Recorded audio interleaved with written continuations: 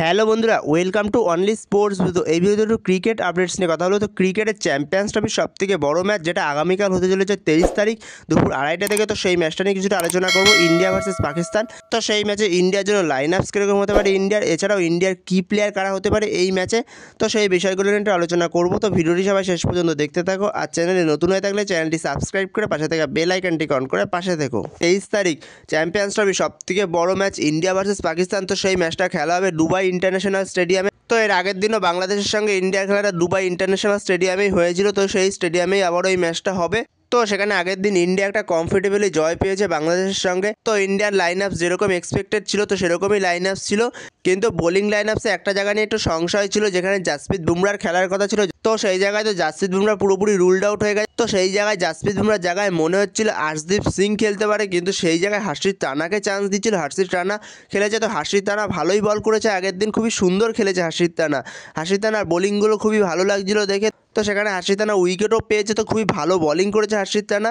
এবং ইন্ডিয়ার পুরো বোলিং লাইন আপসই দারুণ বলিং করেছে বাংলাদেশের সঙ্গে, যেখানে মোহাম্মদ শামি সে দুরন্ত বোলিং করেছে, 5টা উইকেট নিয়েছে। তো সেখানে অসাধারণ বোলিং মোহাম্মদ শামি। তো সেই জায়গায় দুরন্ত পারফরমেন্স ইন্ডিয়ান টিমের থেকে। তো যেখানে দুবাই ইন্টারন্যাশনাল স্টেডিয়ামে খেলা হচ্ছে, তো দুবাইয়ের পিচ স্পিন এবং পেস দুটোর জন্যই পারফেক্ট। পেসের জন্য বেশি ভালো, এছাড়া স্পিনের জন্যও খারাপ না। তো সেই জায়গায় আগের দিন ম্যাচে যেটা দেখা গেল, যেই টিম টস জিতবে, তো টসটা খুবই বড় একটা ফ্যাক্টর হবে এই ম্যাচের জন্য। ইন্ডিয়ান পাকিস্তান ম্যাচে তো ইন্ডিয়া পাকিস্তান ম্যাচে সবথেকে বড় টস ফ্যাক্টরটাই হবে।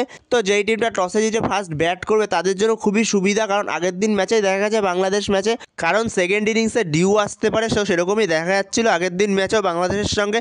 তো সেখানে ইন্ডিয়া যখন সেকেন্ড ইনিংসে ব্যাটিং করছিল তখন ডিউ এসেছিল কিছুটা। তো সেখানে কিছুটা ডিউ আসে এবং ফার্স্ট ব্যাটিং যে করেছিল বাংলাদেশ, তো সেখানে ফ্রিলি ব্যাটিং করতে হয়েছিল বাংলাদেশ। তো সেখানে দেখা যাক এই ম্যাচটাতে টসকে যেতে এবং টসে জিতে সে কী নেয়। তো এই ম্যাচটার জন্য ইন্ডিয়ার কি প্লেয়ার হতে পারে শ্রেয়াস আয়ার, যে মিডিল অর্ডারে শ্রেয়াস আয়ার, সে স্পিনের বিরুদ্ধে যথেষ্ট ভালো খেলে। তো সেখানে স্পিনের বিরুদ্ধে তাকে খুবই দরকার, যেখানে শ্রেয়াস আয়ার সে একজন ভালো কি প্লেয়ার হতে পারে। এছাড়াও হার্দিক পান্ডিয়া সেও কি প্লেয়ার হতে পারে এই ম্যাচে। এছাড়াও বিরাট কোহলি, সে তো অলওয়েজ পাকিস্তানের বিরুদ্ধে সবসময় ভালো খেলে। তো সেখানে বিরাট কোহলি সে একটা ভালো অপশান হতে পারে কি প্লেয়ারদের মধ্যে। এছাড়াও শুভমান গিল সে যেভাবে খেলছে, সো সে যদি পাওয়ার প্লেটা ভালোভাবে খেলে দিতে পারে, তারপরে সে আস্তে আস্তে ইনিংসটাকে বিল্ড করতে পারবে। তো সেখানে শুভমান গিল সে অসাধারণ খেলছে। তো এছাড়াও মিডিল অর্ডারের শ্রেয়াস আয়ারের ভূমিকাটা খুবই বড় হতে চলেছে এই ম্যাচে। তো সেখানে দেখা যাক ইন্ডিয়া কেমন পারফরমেন্স করে। তো সেখানে ইন্ডিয়ার লাইন আপস আগের দিনের মতনই থাকতে পারে, সেম টু সেম লাইন আপস নিয়ে যেতে পারে, কিন্তু একটা জায়গায় চেঞ্জ হলেও হতে পারে। তো সেখানে ইন্ডিয়ার লাইন আপসে ওপেন করবে রোহিত শর্মার সাথে শুভমান গিল, 3 নম্বরে আসবে বিরাট কোহলি, 4 নম্বরে আসবে শ্রেয়াস আয়ার, 5 নম্বরে আসবে অক্ষর প্যাটেল, 6 নম্বরে আসবে কেএল রাহুল, 7 নম্বরে আসবে হার্দিক পান্ডিয়া, 8 নম্বরে আসবে রবীন্দ্র জাদেজা। তো সেই জায়গায় 9 নম্বরে হার্ষিত রানা। তো হার্ষিত রানার ওপরই ভরসা রাখবে, যেহেতু হার্ষিত রানা আগের দিন খুবই ভালো বলিং করেছে। তো এর আগের দিন যথেষ্ট ভালো বলিং করেছে, পুরো ইন্ডিয়ার বলিং লাইন আপসটাই ভালো বলিং করেছে। তো সেখানে হার্ষিত রানা যথেষ্ট ভালো বোলিং করেছে, তো সেখানে হার্ষিত রানার ওপরই ভরসা রাখবে। তো সেখানে আর্শদীপকে নিয়ে আসবে না, হার্ষিত রানায় স্টার্ট করবে।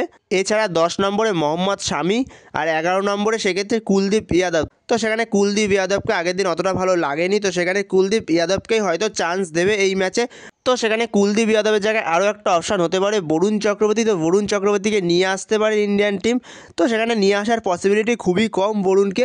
তো সেখানে কুলদীপকে নিয়ে স্টার্ট করবে। তো সেখানে আগের দিন যে সেট লাইন আপসটা ছিল ইন্ডিয়া, তো সেই লাইন আপস নিয়েই যাবে, আনচেঞ্জ লাইন আপস নিয়েই যাবে ইন্ডিয়ান টিম। তো সেখানে কুলদীপকেই চান্স দেবে, কুলদীপকে হয়তো এই ম্যাচটা আরও একবার চান্স দেবে। তো সেখানে যদি কুলদীপ ভালো করতে পারে এই পাকিস্তান ম্যাচটাতে, তো সেখানে আগের দিন অতটা এফেক্টিভ লাগেনি কুলদীপ যাদবকে। তো সেই জায়গাটাই একটা পসিবিলিটি থাকতে পারে, বরুণ চক্রবর্তীকে নিয়ে আসতে পারে ইন্ডিয়ান টিম। তো সেই জায়গায় আমার যেটুকু মনে হয় আনচেঞ্জ লাইন আপস নিয়ে যাবে ইন্ডিয়ান টিম।